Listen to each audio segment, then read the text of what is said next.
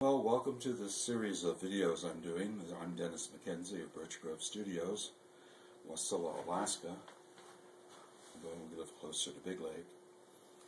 This video demonstration I'm going to do today is how to throw a goblet. It's a two-piece affair. I have been able to throw them in one piece, but they're pretty tricky. So it's going to be made out of two pieces. I'm going to throw all the pieces off the hump. You don't have to do that, of course.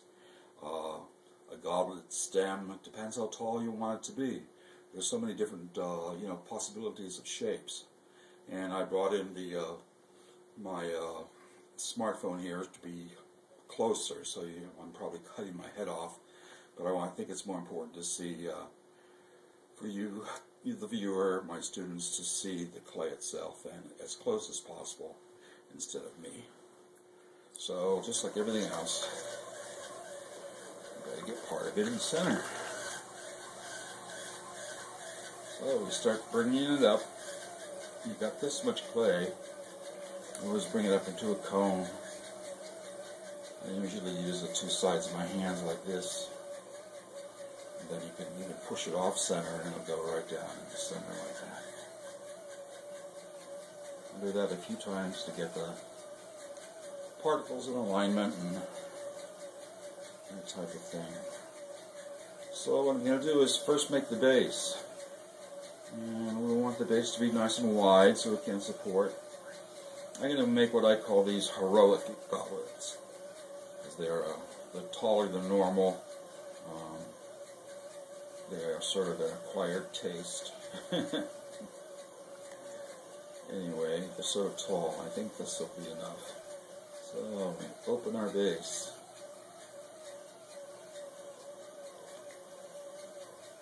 Close our base. Not our base, our top. To keep it under control. I'm going to want to know where the bottom is. Sometimes it's nice if I leave the bottom on there. Then I'll make a small hole or something to stop it from, to allow it to drain easier. But sometimes that's a bad idea too, because then water gets trapped in there when you're washing them, and they can dribble out. But anyway, I'm pulling this up into the straight sort of cone. I was done on the first pull. Now you can take this and bring it up slowly in one piece. Pull after pull.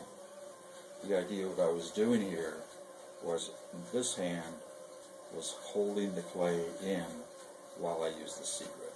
Now we've gone way beyond the C grip now, so we have to use two hands. And the bottom is way down here. So don't get anything too thin. But the bottom's going to be about here, and our bottom will be fairly thick. So we're going to bring this up again. And usually, always, I'll stop here when I'm bringing something up to control the top. Many times, if you continue going upwards, the top will go a little crazy on you. So take your hand and do that little trick I showed you before on collaring. Right here between your finger and your thumb. And collar that in again, even though your hand's going to go back in. See how thick it is? Okay. So, I don't know if this will be as tall as they usually are.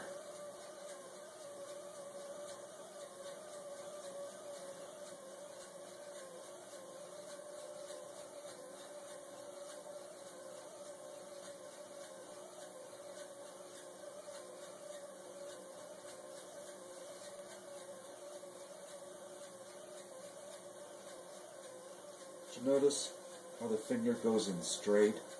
I'm not throwing like this. This is real bad. You can't control the thickness of the clay that way. Your hands will move back and forth, creating different amounts of pressure on the clay, and the clay will get wobbly. So it's real important that the pressure points of your right hand come in straight like this, or held like this. Many times I'll throw like that. Or like this, since I'm up in the air. When you're doing it from the bottom of the wheel, you want to be like this. Come in straight, pull and lift. And then when you get up a little higher, you might want to turn it in sideways. Whatever feels most comfortable and stable. So, the next is just really an exercise in collaring. Bring it up. Getting wet. I'm going to try to get back down in there and throw it any thinner. Sometimes what you can use is a throwing stick. Throwing some of these to reach down in here. Feel the stick. You can use the stick as the inside pressure point and lift up.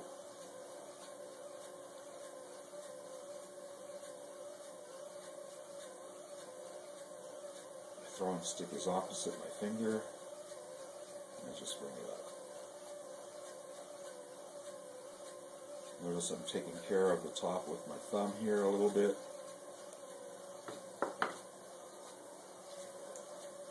Color that in a little now. See how thick it is. Coloring down here a bunch. Bring it up some more. The clay seems to like it best if the wheel is turning at a relatively fast pace when you color.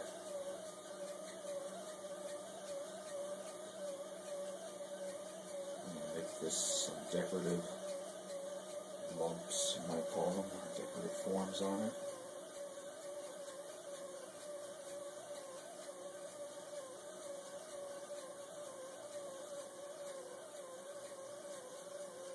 Using the C-grip.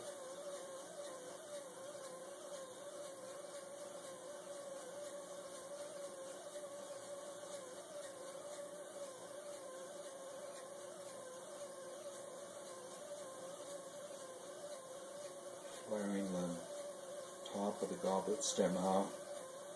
This is where the cup will sit into this. You like to keep the top nice and thick so it has a good way to stay attached. And I'm just going to clean up these knobs or decorations. And we'll put some trimming accent parts on them. Adds a little bit to the decoration. Next, I'll take my stick. This is a fairly tall goblet. Let's see how I want to do the base here.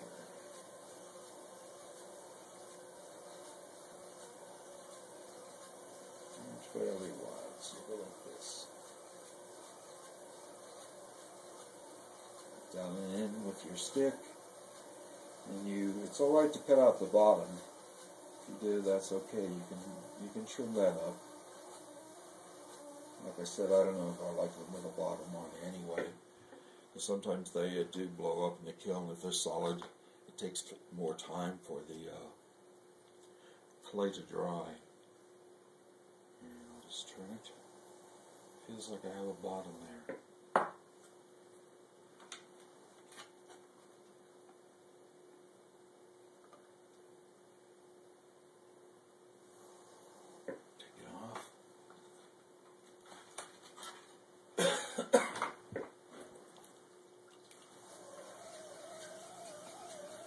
So it's a fairly tall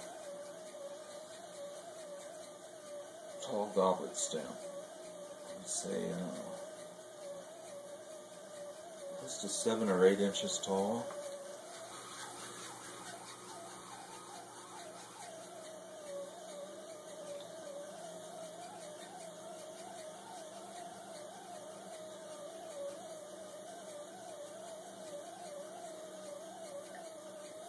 Then I like making the cup for it to be a fairly good size too. As you can imagine, they can come in all different types of shapes. And this one here is going to be kind of pointy at the bottom.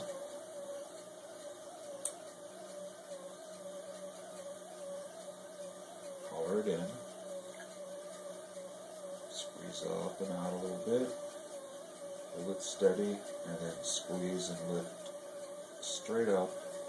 See, it's basically all I'm doing is this hand here sort of guiding the clay. Go to the outside. Let's see how far do I want to go with this. How big? I'm going to give this sort of a square sort of shape and manipulate the clay a little bit too, which I like to do.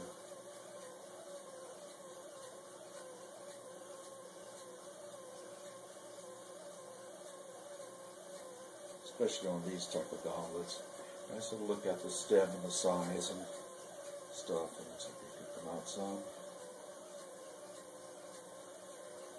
Let me get this down in here. Not too pointy, but so that I can, it's going to have an angle here. I want the cup to be so that it blends in with the size of the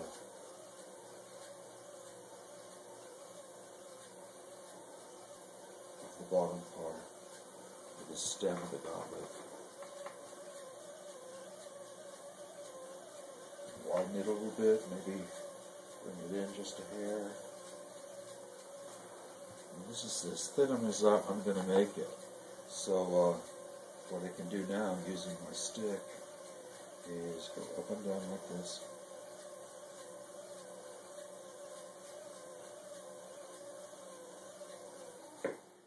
Makes that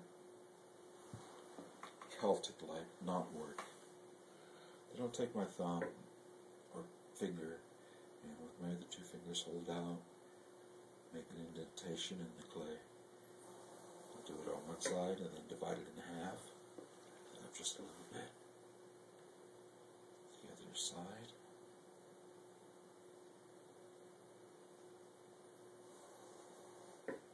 Divide it in half again. So it's in a nice even quarters.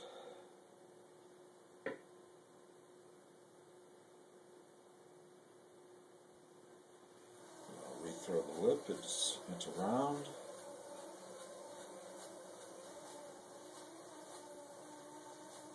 Make an outside mark on it. Find out where the bottom is. I want it to stand up and not fall over, so I'm going to leave it nice and thick here. So that should not cut out the bottom. Bring it in there quite a ways with my stick. Take my wire, cut it down. I can either use the lifters or just this and take it off camera and rest it to the board. And that's basically how you make them. You make them in two parts. So the next part of this video will be in a day or so when these guys have dried. I'll do another video on how to attach the cup to the goblet stem. So that's all for right now.